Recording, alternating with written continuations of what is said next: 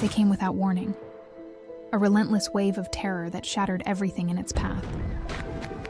In an instant, life changed forever. Homes once filled with laughter became battlefields. Streets that bustled with life were turned into scenes of horror. Innocent civilians, families, children, became targets of a brutal attack that shook the very soul of Israel. Within hours, the unimaginable had unfolded. Approximately 1,200 lives stolen in cold blood, each one a story, a dream, a future, taken too soon. And as the dust settled, the realization of an even deeper horror hit. 251 innocent souls, kidnapped, torn from their homes, their families, and dragged into Gaza. Mothers, fathers, children. The pain, the fear, and the uncertainty they face every day is a burden we all carry.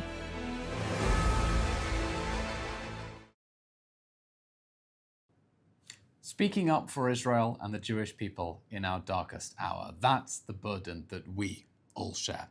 Shalom and welcome. I'm Eylon Levy.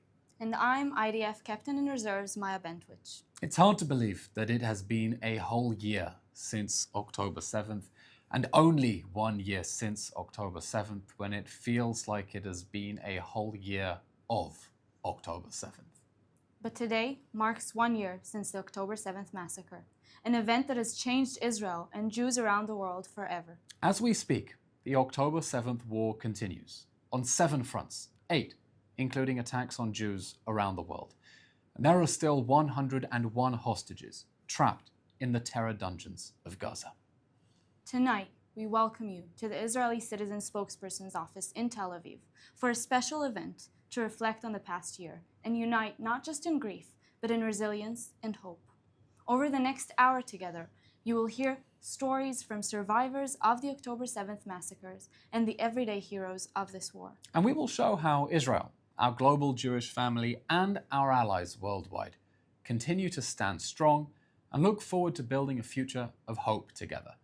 United in our belief that for peace, Hamas must go down, the hostages must go home, and Hezbollah and the other proxy armies must go away.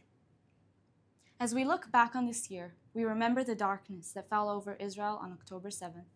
But out of that darkness, we also saw light. The courage, the heroism, and the spirit of the nation that leaves no one behind. This virtual event is not just a memorial. Because how can we possibly forget what we can't get out of our heads at all? It is a call to remain united with a sense of shared purpose. We want to bring you the spirit of October 7th commemorations this year from Israel, and to thank you all for standing with us and with each other in the face of unimaginable challenges. Because no matter where we are in the world, we must all use our voices to speak up for Israel and the Jewish people. We encourage you to write your name in the comments, add where you're joining from, and if you feel comfortable, tell us a few words about your October 7th story. We begin tonight in Kfar Aza, one of the epicenters of the October 7th massacre. At 6:29 a.m., October 7th, last year, the sirens sounded. The residents expected rockets. They were used to that. They got those. They didn't expect the Hamas death squads that decimated their community. Decimated. 1 in 10 members of Kfar Aza were slaughtered or seized as hostages. After October 7th last year, I served as a reservist in the IDF for 6 months in the kibbutzim that were devastated in the massacre. I came to know, love, and cherish these beautiful communities. This morning, we went back. And I want to share with you that as we stood and sang Hatikva together, it was the most meaningful Hatikva that I ever sang. You know, I remember singing Hatikva on many moving occasions, but none like this morning. A feeling of unity mixed with immense sadness and sorrow, as 5 members of Kfar Aza are still, as we're talking, 1 year after, being held hostage in Gaza. The following message of hope was filmed this morning in Kfar Aza. זכור עם ישראל את הנשמות הטהורות של בניו ובנותיו. We're still in the October 7, 23. We're trying to do the best to be after it, but Without them, without the 101 people who are still there, it's not possible.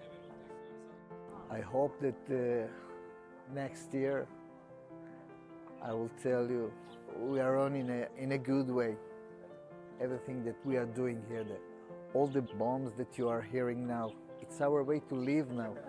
We don't have another choice. We still want the peace, we still want the good life, but we have to recalculate our way. We've been here on the 7th. After 30 hours, the army take us out, and we decide to come back after 2 months out of the kibbutz. And since December, we live in the kibbutz, and we're just living in a unnormal place, but try to make a normal life. We start to build, and hopes that 1 year from now, we see all the people in the kibbutz, including our kidnapped, that's still fortunately in Gaza. צעירים וותיקים הסתובבו, וביניהם כמובן החטופים שלנו. I think the message should be of hope and resilience. We are going to be strong again. We are going to build a community again. People will come back to the kibbutz, especially young people with young kids, but to a safety place. This place has to be safe for people to live in it. We were in our around 900 people living here. I hope that within 4 years or something like this, we'll come to this number again.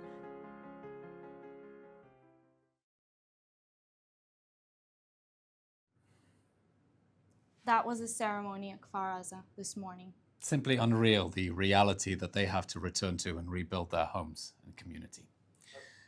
The Nova Music Festival should have been a night of dancing, unity, and peace. But at dawn, the festival grounds turned into killing fields. Hamas's death squads invaded. They hunted down innocent people to kill. They committed barbaric sexual violence. They fired an RPG into an ambulance and grenades into a rocket shelter to try to blow people apart limb from limb. Young people ran for their lives. Some hid in ditches, some survived by hiding under corpses for hours till they were rescued. 364 people were slaughtered, including young heroes who stayed behind to treat the wounded or even drove back and forth to try to rescue total strangers. Hamas took hostages, including Hirsch Goldberg Polin, who was then executed in Gaza just a few weeks ago. Many of the Nova hostages are still there, at risk of being executed by their Hamas captors in a dark, squalid tunnel. This morning, we went down to the Nova site, where survivors and families gathered to remember those cruelly taken from us. We spoke with Rami Shmuel, a festival producer who volunteered to identify victims. We also spoke to Milet Ben Chaim, a Nova survivor and a member of the Survive to Tell team. They are committed to the vision, never stop dancing. That's a way of saying we will not give up. We will not be taken down by terrorism. We survived, and we will live. 7 o'clock, we start to hear rumors about invasion and gun shooting. We thought that it was an imagination of a couple of guys, and we didn't take it serious. About 30 minutes past 8, the big invasion here took place, and hundreds of terrorists on vehicles, on motorcycles, raped on the terrain of the festival and start executing everybody. Kill zone, war zone. Dead bodies spread all over. It's pure evil. They came in one purpose: to kill, to butcher, to rape. The Hamas terrorists didn't ask you if you're a Jew or Muslim. You have a heartbeat, they shot you. It became from a happy place, from a place that you come to enjoy music and love. It became too sad. All you can see is the sadness. I had to run for 2 hours, and eventually me and 3 other girls, we found this, something like a bush, and we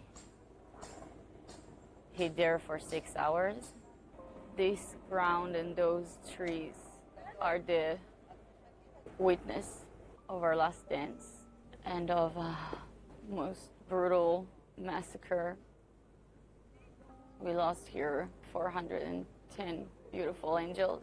We're still waiting for those being held captive. Out of Nova, 40 people were taken hostage. All the pictures of the beautiful souls that were taken here, it's heart-wrenching, and people need to understand that this is a crime against humankind. It's not about where you came from or what religion do you practice. The world has to choose a better way. We have to speak a language of love. The biggest victory that I have is that I can sit here a year after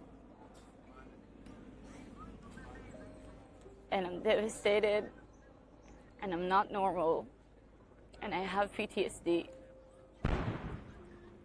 but it didn't change my heart. And I still have the ability to love.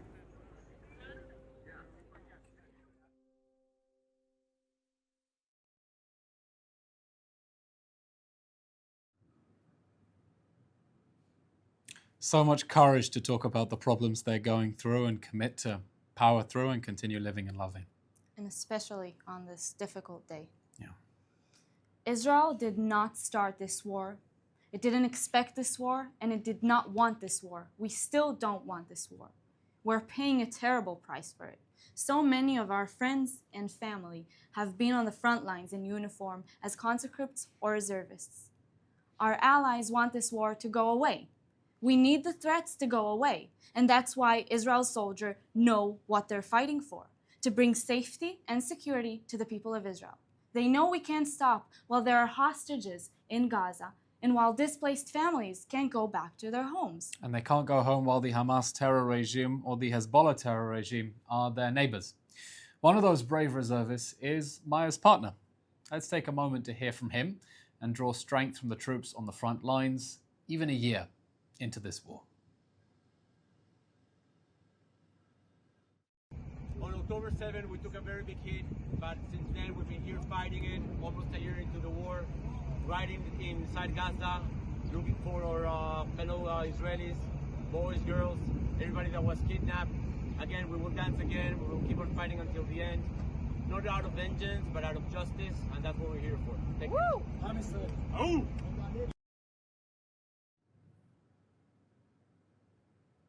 We all pray for the safety of our soldiers, our family and friends who we, as a country, send into danger to protect us and our homes. Shai Avramson is the chief cantor of the Israel Defense Forces, and we were privileged to host him here at the Israeli Citizen Spokesperson's office for a special recording of the Mi Sheberach prayer.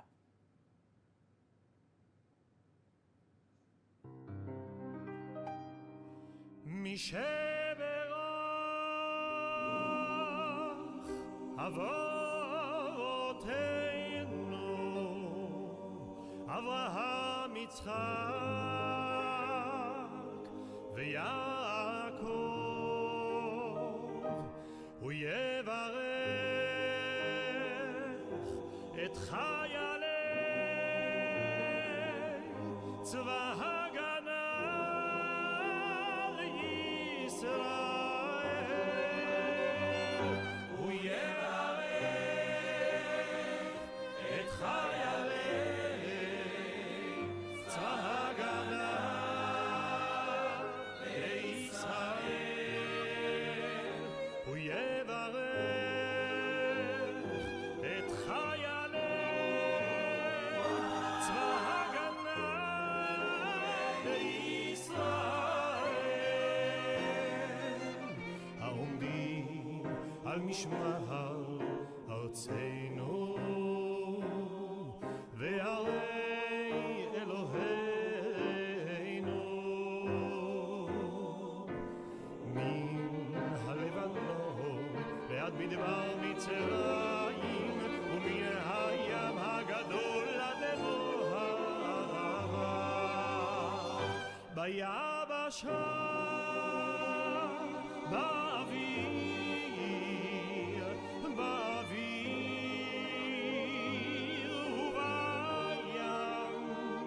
הוא יברך את חיילי צבא הגנה לישראל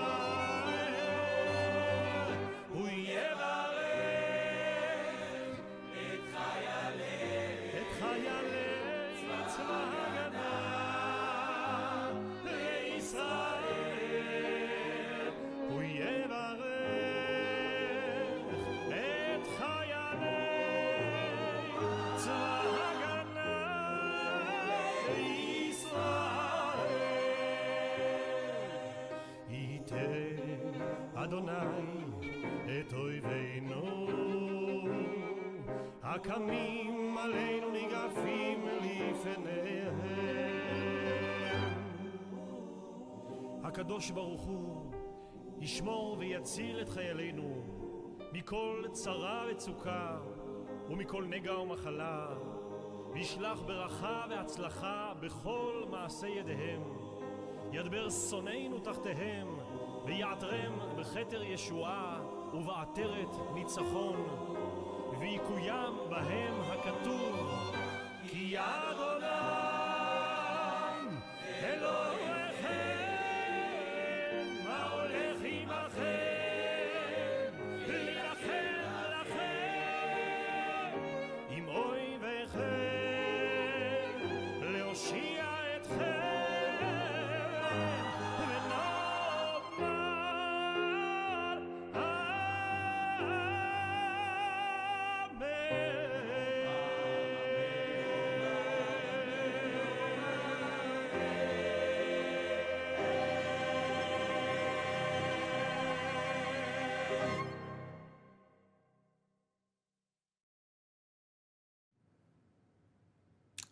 So powerful to watch and listen to. The last year has shown us just how much the fates of Israel and the diaspora are intertwined. The Jewish diaspora needs a strong Israel, and Israel needs a strong diaspora.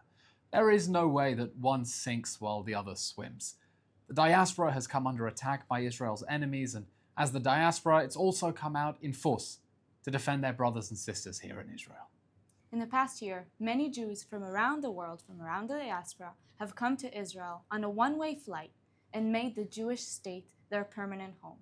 These olim, as we call them in Hebrew, are the living bridge between the Jewish diaspora and the Jewish state, and us, Israelis.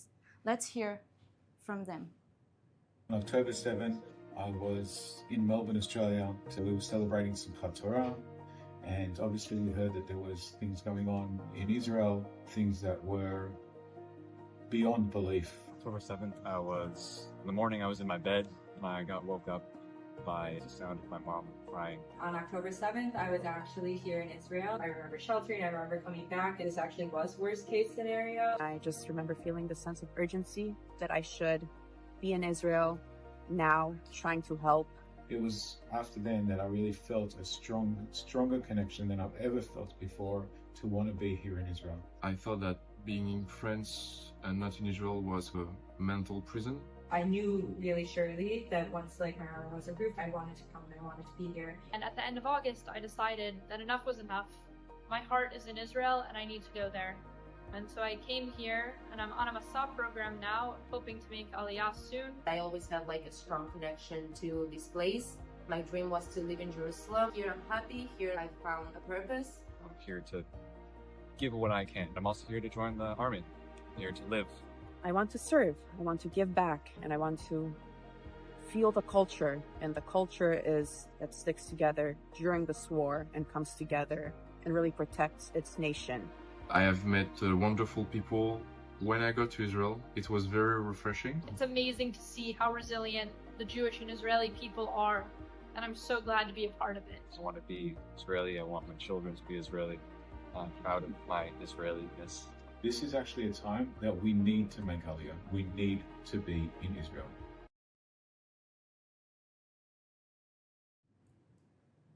You know, Eylon, at my time in the IDF as a welfare officer is a time where I truly fell in love with Olim Chadashim and with lone soldiers and came to really appreciate what they're doing. Oh, that's nice. We love you native-born Israelis too. You're not too bad when you get to know you. I remember when I was a new immigrant in Israel 10 years ago. It's inspiring to see that Jews around the world are making that fateful choice to make Israel their home. Our next guest is one of Israel's most famous immigrants. Michael Oren, born in the United States, has had a designated career in Israel as an author, historian, professor, ambassador to the United States, member of the Knesset, and deputy minister. He is in a unique position to offer his profound insights on the October 7th war and how Israel should be fighting it. I invite you to listen to this message from Michael Oren. Shalom. I'm Ambassador Michael Oren. Before I was ambassador, I was an historian. And people often ask me, what war in Israel's history does the current war most resemble? Does it resemble the 1973 Yom Kippur War, when Israel was surprised, as we were on October 7th, surprised then by Egypt and Syria attacking us? Is it similar to the Six-Day War, when Israel was surrounded on all sides by hostile armies? Today, surrounded on all sides, not by Egypt and its proxies, but by Iran and its proxies. Certainly, there are similarities there. But the deepest similarities are not with 1973, 1967, or any other war other than Israel's War of Independence. That was a war that was fought in our communities, in our towns, in our cities, and the civilian population paid a very, very heavy price for that war, and again, a war on all of our borders. It was also the longest war, lasting roughly a year and a half, and now that this war has lasted 1 year, one does not know whether this war will exceed in length that of our War of Independence, 1947 to 1949. Unlike that war, though, Israel today faces its enemies to a large degree alone in the world, condemned in the world for war crimes, for crimes against humanity, facing waves of anti-Semitism throughout the world. It is an extremely difficult war. And I know that as in 1973, 1967, and 1947-49, our War of Independence, this war too, Israel will prevail, because we are the most resilient and most indomitable people on this planet. Am Yisrael Chai.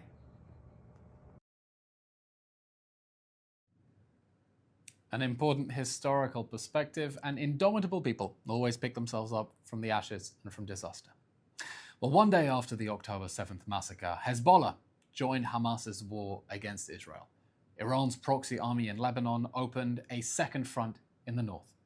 Since then, Hezbollah has fired over 10,000 rockets, guided anti-tank missiles and suicide drones into Israel. More than 60,000 Israelis have been forced to flee their homes because Hezbollah keeps bombing them. They're still homeless. It's been a year.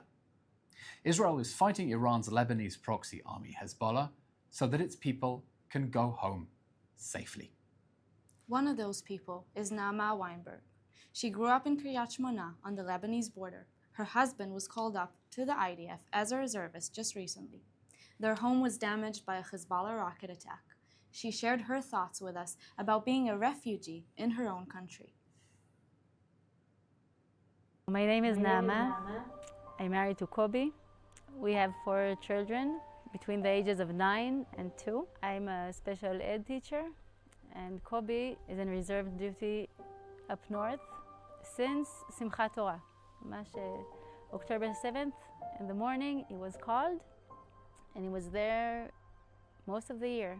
The thing that I miss the most is the community, the people that I'm used to seeing on a daily basis, and now I haven't seen in more than a year. Not knowing if to look for a new job or to register my kids to what schools to register them. It's not knowing if I can sign a contract for a whole year. So the uncertainty, I think it's in every little step.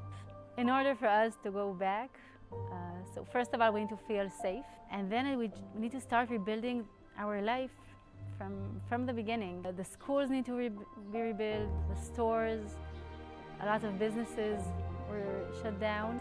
What gives me hope and courage, the support that I see on the social media. If it can be a word, anything that gives me the feeling that I'm not alone. It can be packages that my kids got for the holidays.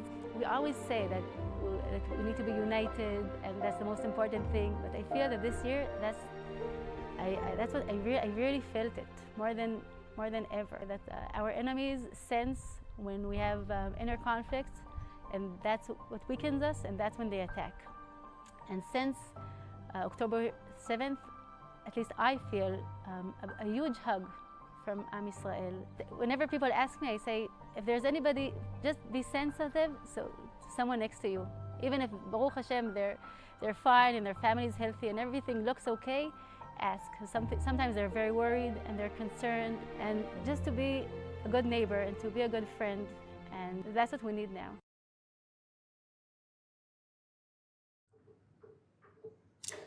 The strength of Israeli families in the face of these challenges is truly remarkable. Their stories remind us that the battle for Israel's future happens not only on the battlefield, but also on the home front. In the last few weeks, as the IDF shifted its major focus from Hamas in Gaza to Hezbollah in Lebanon up north, many Israeli soldiers have been mobilized and sent north with their units. One of them is named Arki. He served over 200 days as a reservist in the past year in Gaza, and now he's serving up in the north. On October 7th, I was called up to go straight down south to Kfar Aza to do missions there, and I've been in Miluim for over 200 days since then. Down south, up north, I'm right now, right next to the northern border of Lebanon, and it doesn't matter whether it's up north or down south. We are in a new chapter. We know we're on the right side of history. We know that we will be written down in the history books like the soldiers of King David and the soldiers of the Maccabees and Bar Kokhba before us. And we are strong, and we will destroy our enemies, whether it's up north or down south, no matter how long it might take. Am Yisrael Chai. The trauma of the October 7th massacre and the ongoing October 7th war still resonates with all of us. Israelis are looking for ways to cope, process the pain, and many are using art to manage that pain. We saw an example of this at an art exhibition in Jaffa called Rays of Light. This exhibition brings to life the heroic stories of women who survived the October 7th massacre. We went there just recently, visited the exhibition, and I have to share that these works of art tell stories of pain, resilience, and hope. Let's take a look.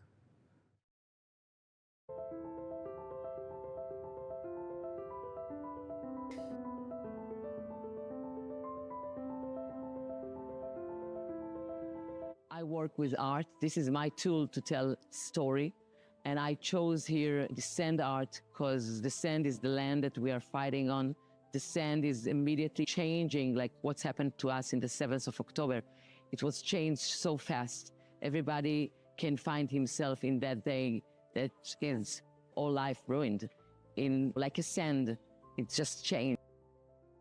The goal for this exhibition is to go out of the country, to go all over the world, to tell those stories, to tell everybody what's happened here in the 7th of October.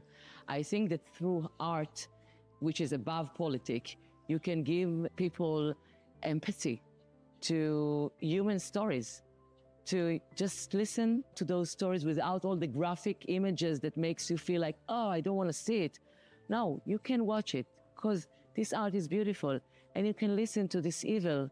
It makes this balance between this so evil monster things that we just been through in the 7th of October to this beautiful art. And that's what makes you contain this and really listen to those testimonies, because this is the real goal, to tell the world and to tell to the other generation what happened here in the 7th of October.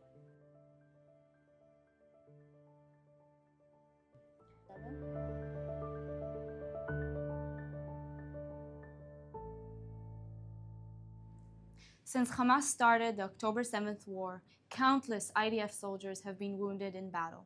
Shoval Kabir is one of them, and he is a hero of Israel. I've had the pleasure of going to meet with him, and we're going to share a small part of an interview that we did with him. And we'll see the full interview available later on our social media platforms. The links are in the description of our YouTube show.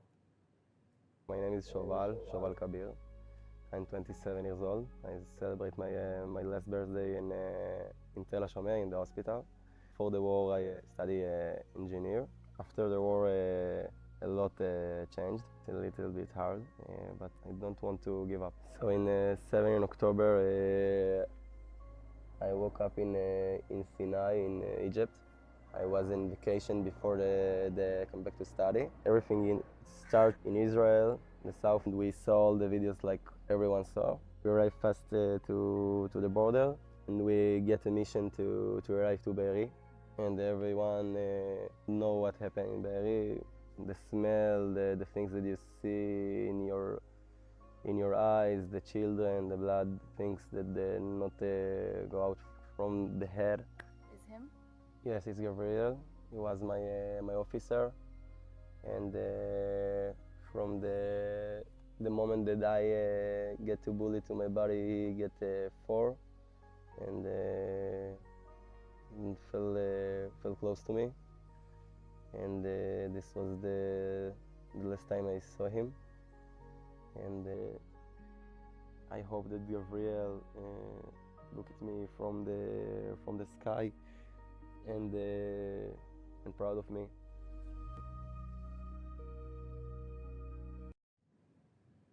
Since the start of the October 7th massacre, we have lost over 700 IDF soldiers in battle. Every one of them will be remembered as a hero of Israel. We'll now hear the words of one of those heroes, words he wrote before tragically falling in the line of duty. Many times in the last year, we've been reminded of the Jewish belief that each person is an entire universe unto himself. Today especially, I'm reminded of all the universes we've lost in this past year. Captain Iftach Yabetz, Zichrono Livracha, is one of them. Iftach was an artillery officer in the Maglan unit.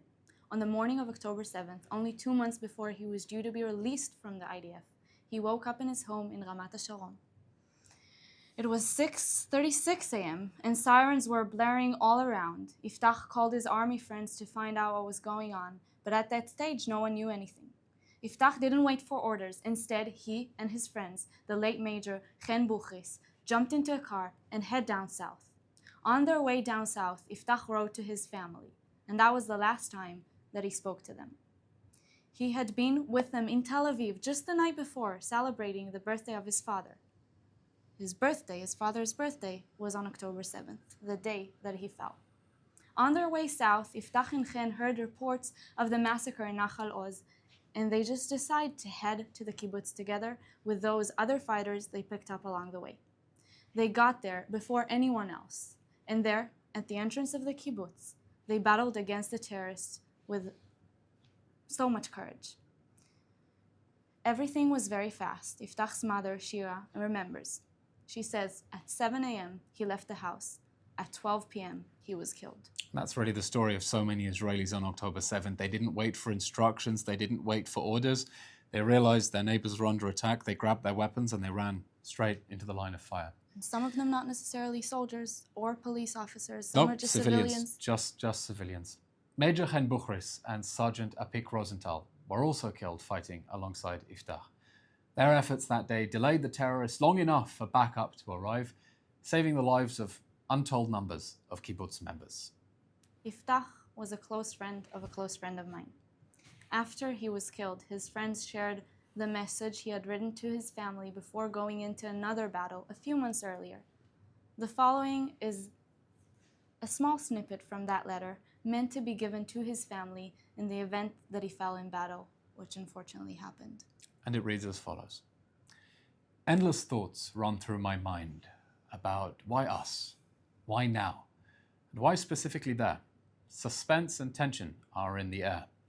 Soon we will come together and assemble for a final briefing before leaving, knowing, or at least I know, that we are going out on a mission that not everyone will come back from.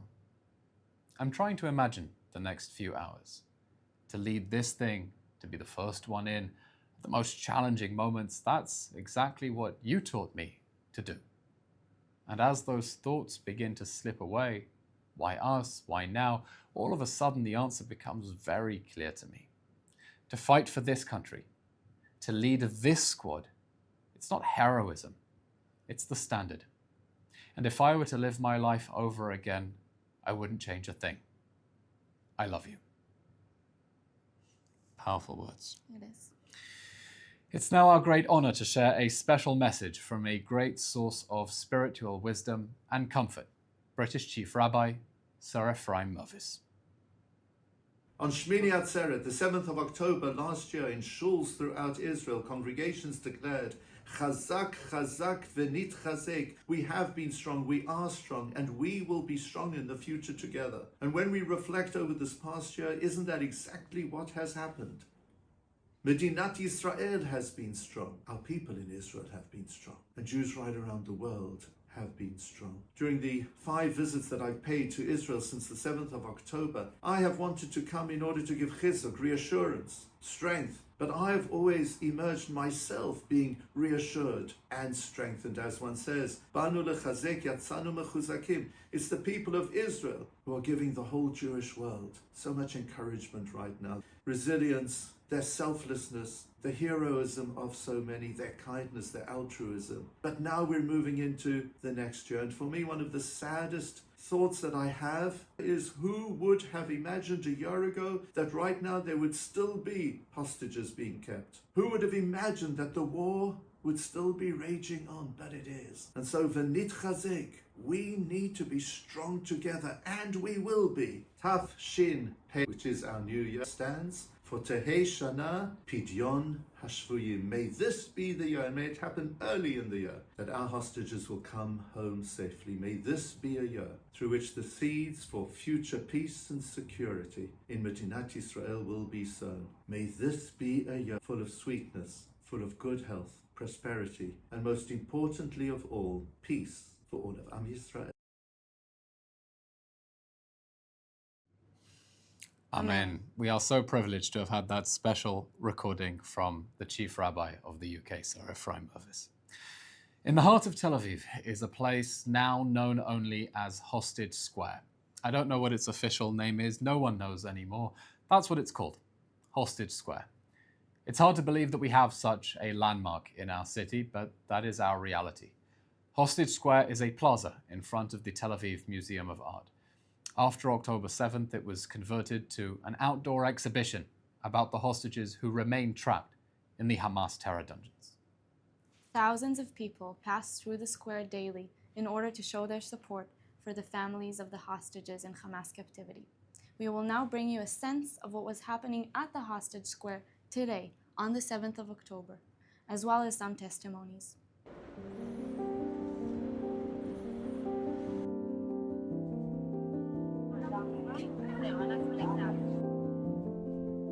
Today is definitely a day of speaking Hebrew today. Normally, we really normally speak English, Spanish, French.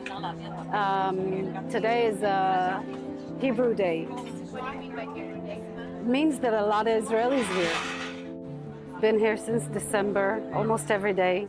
And I am here because I just don't see how situation can be normalized, how you can just go about your life after what had happened.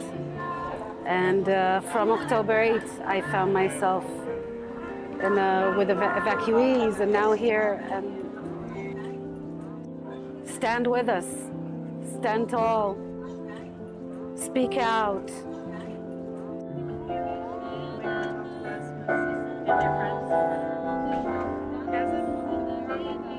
We need your support. We need you to stand with us, with the right side of history, on the right side, to understand what really happened, to see for yourself that it has been a year and the hostages are still there, and we need whatever you can to do in order to help us and spread the word, because every day is very, very sad and very difficult. But there is something about October and October 7th and the fact that it has been a year and we are still fighting. We are still, we know you have all the 101 hostages back there. I flew in last night from London to be here this morning, specifically today, sharing the grief and pain and joy with my people. I got here 2 weeks ago. I come to volunteer, and I keep flipping from feelings of hopelessness to feelings of strength and optimism. When then I realized that there's only one choice, really, is to be optimistic and to believe in the future and believe in the power of our people. Just love for the world to understand, like, we're not okay, you know? Feel our pain. So, no despair, and we will survive as we always have.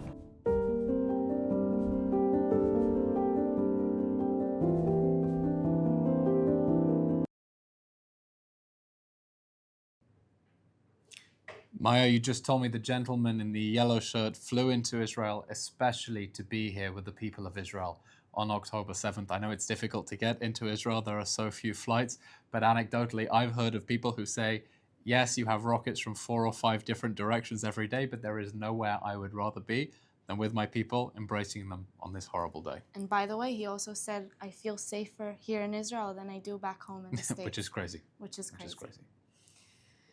1 year after they were abducted, 101 hostages are still being trapped, being held in the Hamas terror dungeons, where they're being starved, tortured, raped, and executed.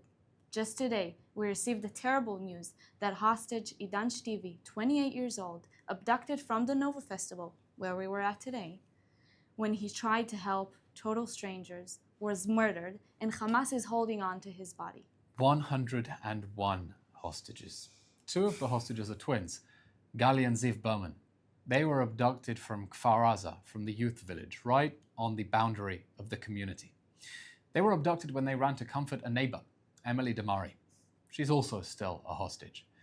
Let's hear now from their brother, Liran, whose son's name is actually Be'eri, because he wanted his child to be named after the land he cherished, the land he still cherishes, despite all the pain, as he fights to bring his brothers home.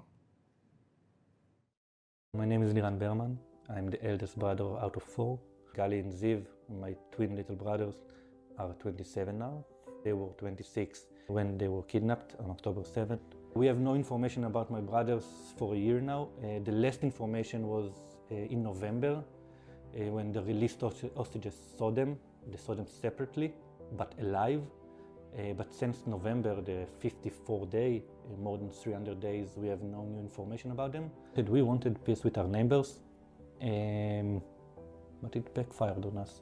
In the 11th day, when the IDF came and informed us that my brothers are kidnapped, it was one of the happiest days of my life, because we were optimistic they are alive and we will get them back. A year now in the tunnels, I don't know if that was the right mindset. I wasn't there to help them on October 7th, and I do live with some guilt. Other than the guilt, I don't have the privilege. My brothers are there in Gaza for a year now. We get encouragement and strength from so many layers of the Israeli society. We see them, we see the people in the rallies, and we see the people on the streets. Continue what you're doing. Continue, give us the family strength. Don't leave us alone even for a minute. And continue to go to the rallies, continue speak up. We are stronger together, and we need us to be together.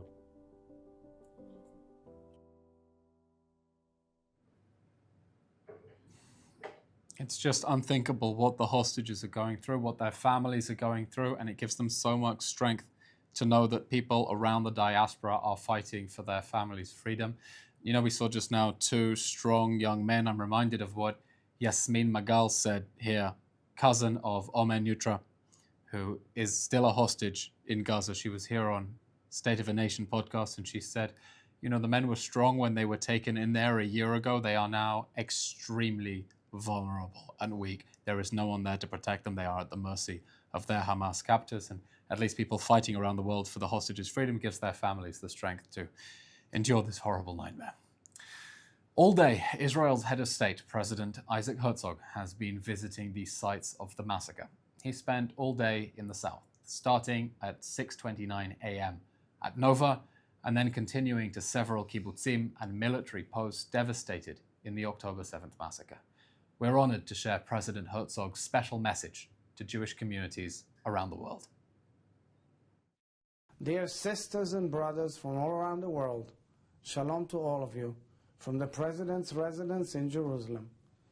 Today marks a full year since the earth shook, since the worst of human brutality and hatred ripped apart our sense of safety and changed our world forever. A year since our women, our children, our old people were hunted down in their beds, burned to death, beheaded, raped, and shot. Our wounds still cannot fully heal because they are ongoing, because hostages are still being tortured, executed, and dying in captivity, because they and their families are still living in the loss and the terror of October 7th, right at these very moments, because tens of thousands of families still cannot return home. In many senses, we're all still living the aftermath of October 7th. It is everywhere in our country. It is also in the anti-Semitism that came charging forward throughout the world in the wake of the war with Hamas. It is in the ongoing threat to the Jewish state by Iran and its terror proxies, who are blinded by hatred and bent on the destruction of our one and only Jewish nation state. We are a people with the power to keep standing up again and again against hatred, to get back on our feet from the ashes of tragedy, to fight and to survive, to heal and to rebuild. I would like to end my words with a prayer and hope in this spirit, that we find strength and receive the blessing of peace. Adonai oz la'amo yiten, Adonai yevarech et amo b'shalom.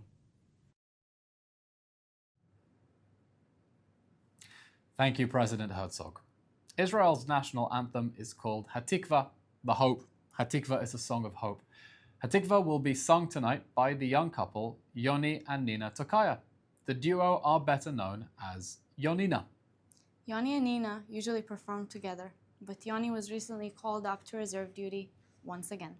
So they sang this Hatikva as a duet separately, coming together in a song here at the Israeli Citizen Spokesperson's office. We pray for Yoni's safety and that all soldiers defending Israel, and think of all the brave parents holding their families together while one spouse is out on the front. They're fighting a completely different battle.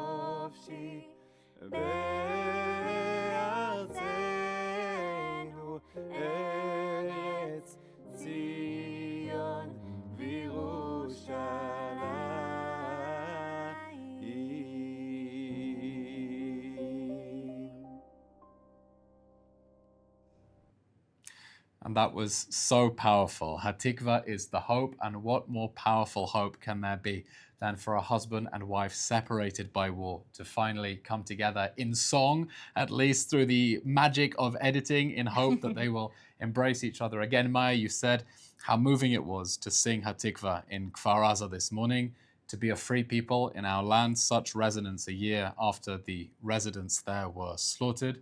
And I think it's a fitting ending to our commemoration here to end with that prayer from our husband and wife to be reunited in better days. Yeah, I was just thinking that, to start our day, both of us, 6:29 a.m. in Kfar Aza, and to finish it as we started at 6:29 p.m. And I'm grateful that we get to be doing what we're doing, and we need to keep stepping up for Israel, standing up, speaking up, and thank you. And it's you in the diaspora, our supporters around the world who are standing up and speaking up for Israel and the Jewish people, who give us hope in that vision of being a free people, safe and secure in our land.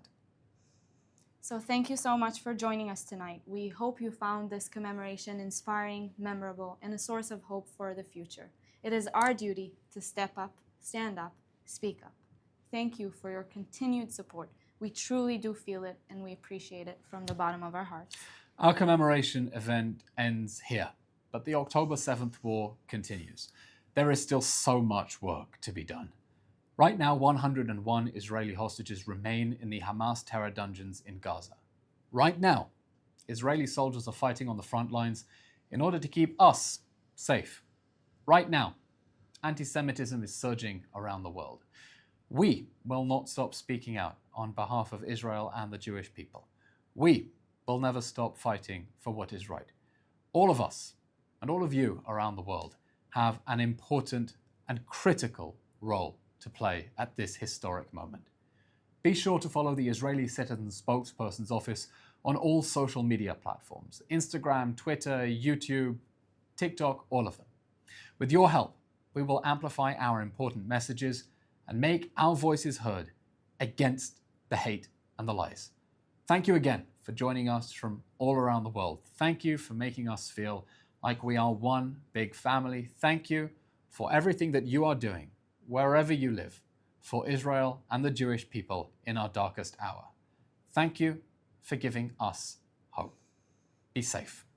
Never forgive, never forget, never again. Am Yisrael Chai. Am Yisrael Chai.